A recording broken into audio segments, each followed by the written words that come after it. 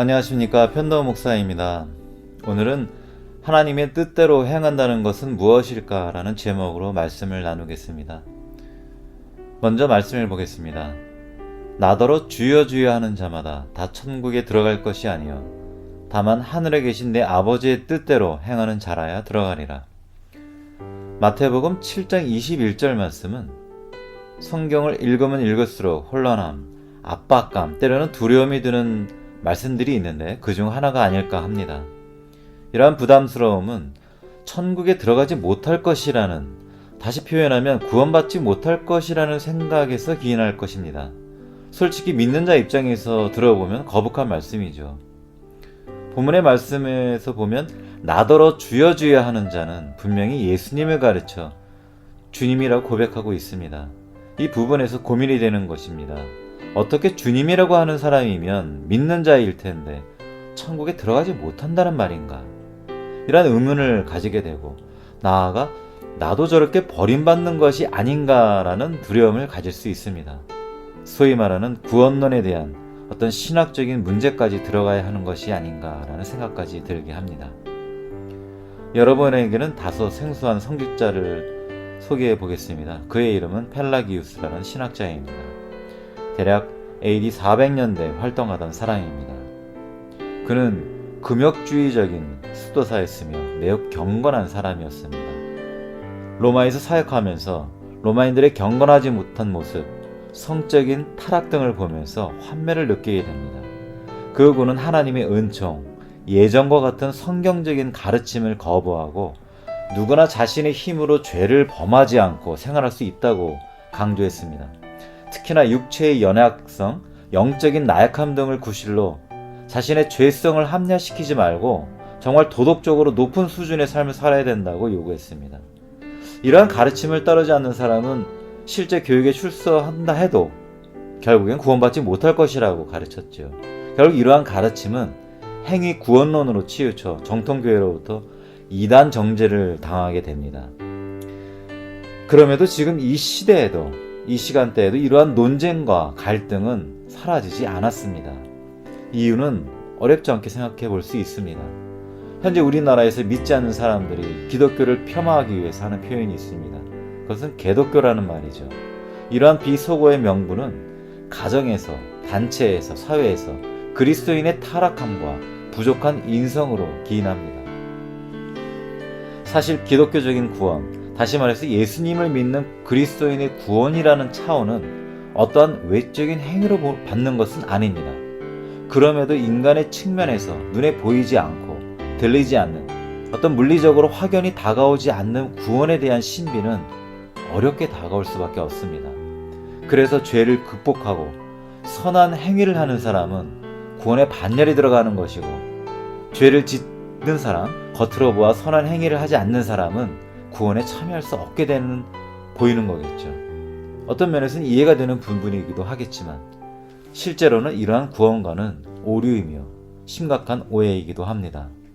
생각해 보겠습니다.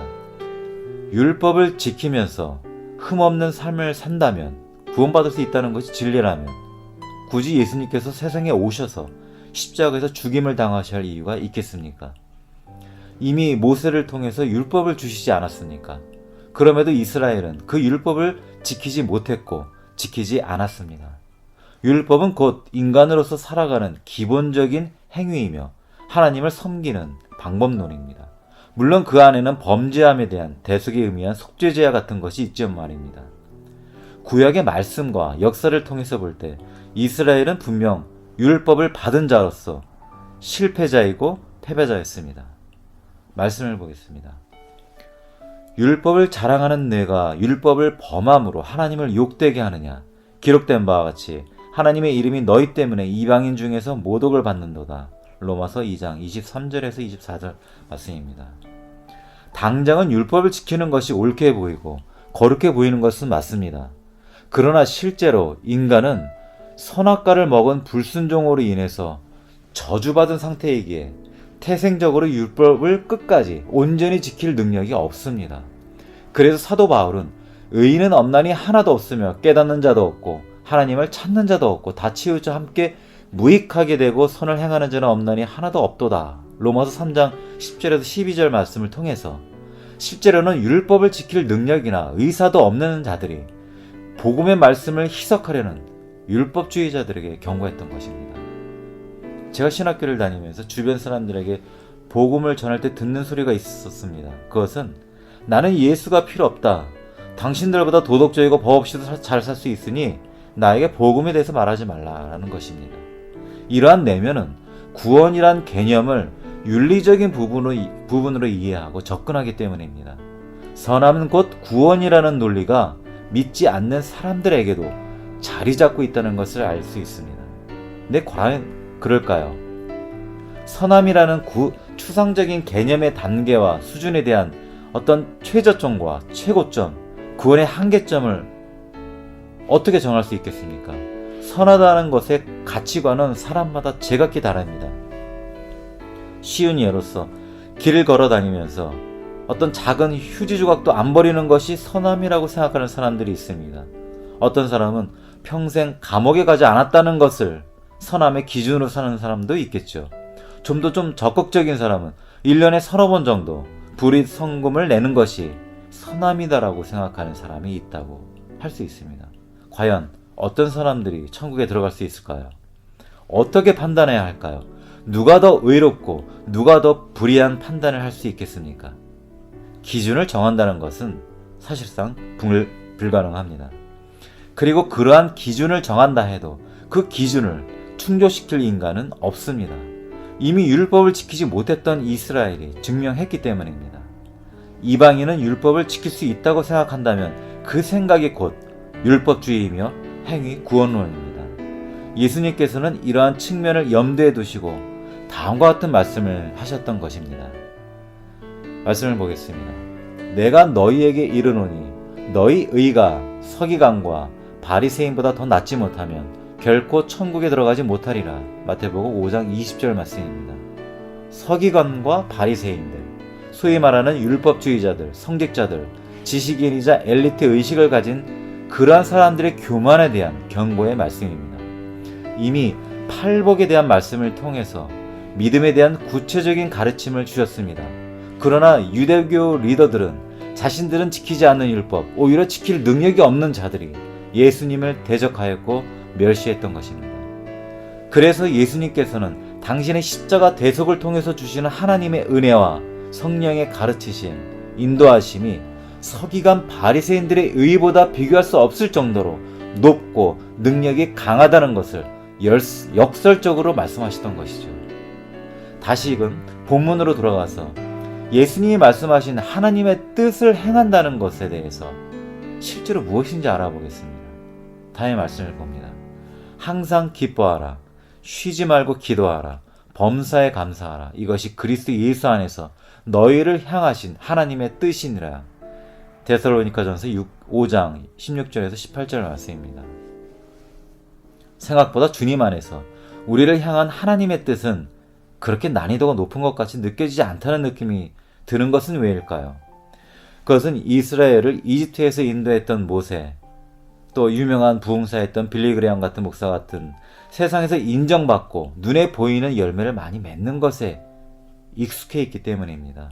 그러나 주님 안에서 기쁨과 기도, 감사는 아무나 할 수 있는 것이 실제로는 아닙니다. 삶이 기쁘지 않은데 어떻게 기뻐할 것이며, 내가 원하는 때와 방법으로 기도가 응답되지 않는다면 어떻게 기도할 것이며, 이러한 삶을 살아가는 사람은 매일의 일상의 삶 속에서 감사함을 가진다는 것은 어렵습니다. 이것은 하나님의 은혜와 사랑 없이는 결코 행할 수 없기 때문입니다. 만일 우리에게 조금이라도 구원의 공로가 있다고 생각할 수 있다면 그것은 착각에 불과합니다. 성령의 가르치심, 인도하심이 없다면 아무것도 할 수 없는 것이 바로 인간입니다. 우리는 사실 아무것도 아닌 존재이기에 그러합니다. 말씀을 보겠습니다. 너희가 전에는 어둠이더니 이제는 주 안에서 빛이라. 빛의 자녀들처럼 행하라. 에베소서 5장 8절 말씀입니다. 어둠, 공허함, nothing, 이렇게밖에 표현할 수밖에 없는 존재가 바로 우리입니다. 그러나 우리는 예수님의 공로로 인해서 거룩한 존재, 성도가 된 것입니다. 우리의 일상의 삶은 늘 유혹과 의혹, 피곤함의 연속이라고 해도 과언이 아닐 겁니다. 그 삶 속에서 하나님께 범사에 늘 기도와 감사를 드리는 사람은 기뻐할 수 있습니다. 만족할 수 있습니다. 하나님께서 함께 하시기 때문입니다. 이러한 사람이 바로 하나님의 뜻대로 행하는 자이며 천국에 들어가는 사람이고, 이러한 사람이 믿음을 가진 사람이며 소위 말하는 크리스찬입니다. 삶 속에서 범사에 감사와 기도를 드림으로써 삶의 기쁨과 행복을 누리며 영원한 나라 천국에 들어가는 저와 여러분 되시길 주 예수님의 이름으로 기도하며 축복합니다. 아멘.